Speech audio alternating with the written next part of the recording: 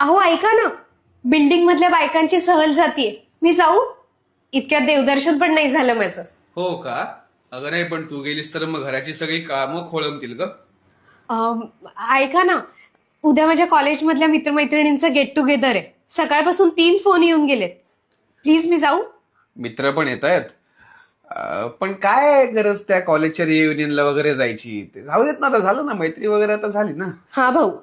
हो हो, मी कळवते. हा. अहो, उद्या भाऊ येतोय, त्याला मुंबई फिरायची आहे. मी घेऊन जाईन त्याला. हा.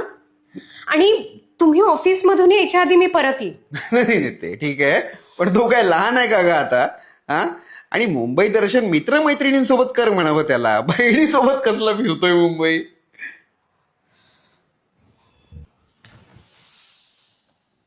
का करताय असं? मी या घरात गुदमरून मरून जावं अशी इच्छा आहे का तुमची?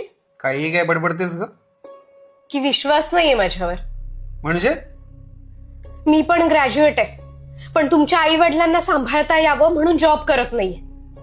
लग्न झाल्यापासून इतकी बंधनं घातलीत ना की आता मला घराबाहेर पडायची भीती वाटते. लग्नापूर्वी प्रत्येक गोष्ट आत्मविश्वासाने करणारी मी आज माझ्यात काडीचा आत्मविश्वास उरला नाहीये. एक मिनिट, तुला नक्की काय हवंय? मला फक्त मोकळीक हवीये. तुमचा विश्वास तोडून एकनिष्ठ न राहणारी मी नाहीये, संस्कारी आहे. पण इतकी बंधनं घालू नका की तुमच्या शब्दांची किंमत माझ्या नजरेत कमी होईल. एक मिनिट, किंमत कमी व्हायला मी चुकलोच नाहीये. या दुनियेत उत्तम बायको बनण्याचा प्रयत्न करतेय ना, तिथेच मी चुकले. नवऱ्याला जपलं तर तो आपलं मन जपतो, हे चुकीचं वाक्य मनात ठेवून जगतीये, तिथे मी चुकले.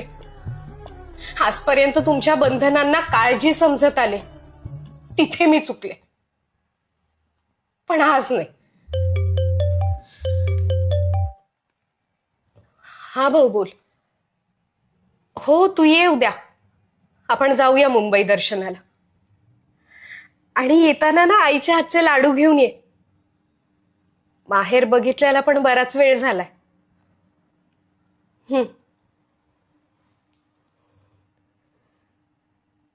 स्वतःच्या आनंदासाठी नवऱ्याच्या मनाविरुद्ध वागावं लागत असेल तर ते त्या नात्यातलं मोकळे पण नाही. विचार करा. बघा तुम्हाला तुमची चूक दिसतेय का?